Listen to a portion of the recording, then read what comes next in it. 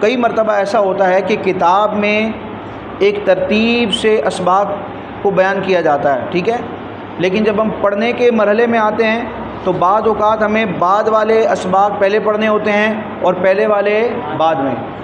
تو کتاب کو مرتب کرنے کی ترتیب اور ہوتی ہے، اور کتاب کو یا فن کو پڑھنے سمجھنے کی ترتیب اور ہوتی ہے. جب کتاب لکھنے والا مصنف ہوتا ہے نا، وہ ایک خاص سیکوینس کو برقرار رکھتا ہے، صحیح ہے، ایک لاجیکل سیکوینس ہوتا ہے، یعنی عقلی اعتبار سے کسی بھی فن کو بیان کرنے کی ایک ترتیب ہوتی ہے کہ پہلے اس فن کی تعریف بیان کی جائے، اس کا موضوع بتایا جائے، اس کی غرض و غایت بتائی جائے، ٹھیک ہے، اس کی بنیادی باتیں بتائی جائیں، صحیح ہے، جس کو مقدمے کے طور پر ذکر کیا جاتا ہے، تمہید کے طور پر ذکر کیا جاتا ہے. پھر چلتے چلتے 1 to 1 کیا کرتے ہیں، ایک ایک چیز کو، ایک ایک بحث کو الگ الگ لیسن کی صورت میں بیان کرتے ہیں. تو اس طرح کتاب مرتب ہوتی ہے. لیکن اس فن کو، اس علم کو جو سب سے پہلی مرتبہ پڑھ رہا ہے، آج سے پہلے اس نے پڑھا نہیں تھا، تو اس کے لیے بعض اوقات کتاب میں موجود اسباق کی ترتیب کے ساتھ اس فن کو سمجھنا کیا ہوتا ہے، مشکل ہوتا ہے.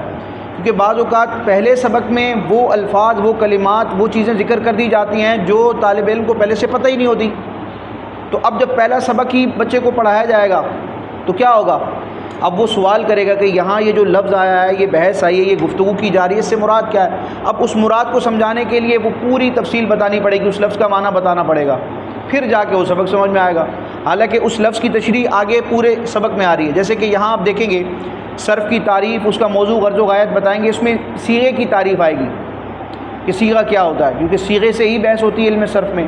تو اب صیغہ جب تک آپ کو پتہ نہیں ہوگا آپ یہ بات سمجھ نہیں سکو گے کہ علم صرف میں ہو کیا آ رہا ہے. تو صیغہ پڑھنا ضروری تھا. پھر صیغے سے جو ہے اس کے مزید آگے اس کے جو بھی لوازمات تھے، اسم ہے، فعل ہے، حرف ہے، تو یہ بنیادی چیزیں تھیں.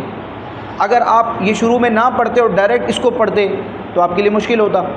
لیکن کچھ نہ کچھ آپ نے صرف اور نحو کے اسباق پڑھ لیے، اب صرف اور نحو کی تعریف سمجھنا آپ کے لیے کیا ہو گیا، آسان. کیونکہ آپ نے پریکٹیکلی دیکھ لیا کہ صرف میں ہم کر کیا آ رہے ہیں، صیغے بنا رہے ہیں، صیغوں کے اعراب جان رہے ہیں، ان کی تبدیلی کا فرق جان رہے ہیں کہ مصدر سے ماضی بن رہا ہے، ماضی سے مضارع بن رہا ہے، صحیح ہے، واحد سے تثنیہ بن رہا ہے، تثنیہ سے جمع بن رہا ہے، مذکر مؤنث. تو یہ جو کسی بھی صیغے میں، کلمے میں جو تبدیلیاں آ رہی ہیں، انہی تبدیلیوں سے تو بحث کی جاتی ہے علم صرف میں. اگر آپ نے یہ کچھ نہ کچھ تبدیلیاں نہ پڑھی ہوئی ہوتی تو صرف کی تعریف سمجھنا آپ کے لیے کما حقود آسان نہ ہوتا. ٹھیک ہے، تو اس لیے اس سبق کو میں نے مؤخر رکھا تھا، آج میں آپ کو یہ سبق پڑھا رہا ہوں. لیکن ضروری نہیں ہے کہ ہر کتاب میں یہ مسئلہ ہو. کئی کتابیں ایسی ہوتی ہیں کہ جس ترتیب سے وہ لکھی گئی ہیں اسی ترتیب سے ان کو سمجھا جائے گا. ٹھیک ہے، یہ کوئی قاعدہ کلیہ میں آپ کے سامنے بیان نہیں کر رہا کہ کسی بھی کتاب کو آپ شروع سے آخر تک ایک ترتیب کے ساتھ نہیں پڑھیں گے، نہ. کئی کتابیں ایسی ہوتی ہیں، کتاب کا اپنا مزاج ہوتا ہے، کس موضوع پر لکھی گئی ہے، کس درجے کی وہ کتاب ہے، مصنف لکھنے والا کون ہے، اس کا لکھنے کا انداز کیا ہے. ٹھیک ہے، تو کئی کتابیں ایسی ہوتی ہیں کہ من البدایہ الی النہایہ، یعنی شروع سے آخر تک جو ترتیب، جو سیکوینس مصنف کا تھا وہی آپ کا سمجھنے کا ہوگا. جو کتاب کو لکھنے کی ترتیب ہے وہی پڑھنے اور سمجھنے کی ترتیب ہے. لیکن ہمیشہ ایسا نہیں ہوتا. کئی مرتبہ ایسا ہوتا ہے کہ ہمیں تقدیم و تاخیر کرنی پڑتی ہے جب کہ ہمیں کسی علم یا فن کو سمجھنے سمجھانے میں دشواری کا مرحلہ ہو. تو اس دشواری سے بچنے کے لیے ہم اپنے طور پر کچھ نہ کچھ کیا کرتے ہیں، ترتیب آگے پیچھے کر دیتے ہیں. جیسے فتاوی رضویہ، اعلیٰ حضرت امام احمد رضا خان رحمۃ اللہ تعالی علیہ کے فتاوی، آپ کے رسائل و تحقیقات کا مجموعہ ہے، 30 جلدیں.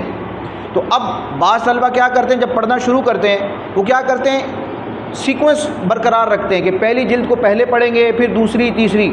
اب فتاوی رضویہ کی پہلی 4 جلدوں میں طہارت کا بیان ہے، پانی کے، وضو کے، غسل کے مسائل ہیں، اور اس میں اعلیٰ حضرت نے بڑی شاندار تحقیقات کی ہیں. تو ایک نیا پڑھنے والا جو قاری ہوگا اس کے لیے وہ بحثیں سمجھنا بڑا مشکل ہوگا. اب وہ فتاوی رضویہ کی بمشکل 1-2 جلدیں پڑھے گا، مایوس ہو جائے گا، یا اپنے آپ کو یہ اس قابل سمجھے گا کہ یار میں تو سمجھ نہیں سکتا، چھوڑ دے گا وہ. تو اب فتاوی رضویہ ہے یا اردو فتاوی جو ہوتے ہیں، تو اس میں ضروری نہیں ہوتا کہ جس ترتیب میں وہ جلدیں ہیں اسی ترتیب میں آپ پڑھو. اس میں آپ کو انتخاب کرنا ہوتا ہے، سلیکشن کرنی ہوتی ہے کہ سب سے پہلے وہ ٹاپک یا وہ جلد پڑھوں گا جو آسان ہو. جیسے کہ فتاوی رضویہ میں آپ 29ویں اور 30ویں آخری 2 جلدیں یہ سب سے پہلے پڑھیں. کیوں؟ اس میں فضائل ہیں، حضور علیہ السلام کی عظمت و شان کا، عقائد کا بیان ہے، یہ سمجھنا آسان ہوتا ہے قدرے. یہ آپ پڑھیں 29 اور 30. اس کے بعد آپ آ جائیں 21, 22, 23 اور 24. ان جلدوں کو پڑھیں. ان میں حلال حرام کے، جائز ناجائز کے، حضر و اباحت کے، حضر و اباحت کے مسائل ہوتے ہیں. ٹھیک ہے، یہ سمجھنا بھی بہت آسان ہوتا ہے دیگر مسائل کو سمجھنے کے مقابلے میں. پھر آپ آ جائیں 5ویں جلد پر. 5ویں جلد میں اذان، اقامت، نماز کے اوقات، یہ مسائل ہیں جو آپ بارش شریف میں بھی پڑھتے ہیں، نور الازام میں بھی پڑھتے ہیں.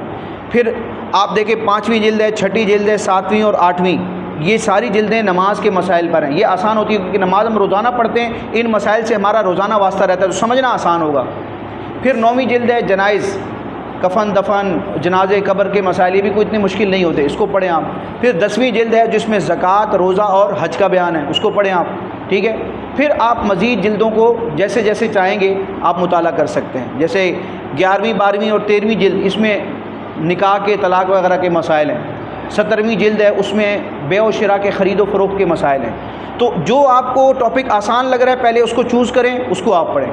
یہ ہوتا ہے مسئلہ. ٹھیک ہے، ترتیب سے پڑھیں گے مسئلہ ہو جائے گا.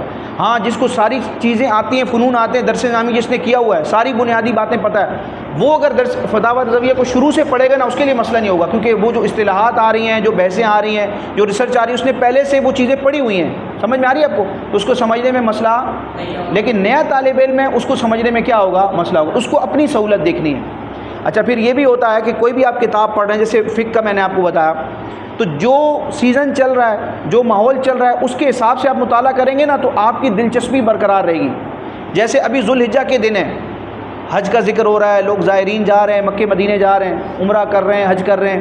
پھر قربانی کے بھی دن ہے یہ. ٹھیک ہے، تو اب فقہ کی کتاب ہے، مثال کے طور پر بہار شریعت ہے، یا عربی کی کوئی آپ کتاب لے لیں، فتاوی عالمگیری لے لیں، فتاوی رضویہ لے لیں، فتاوی امجدیہ لے لیں. اب کیا کریں؟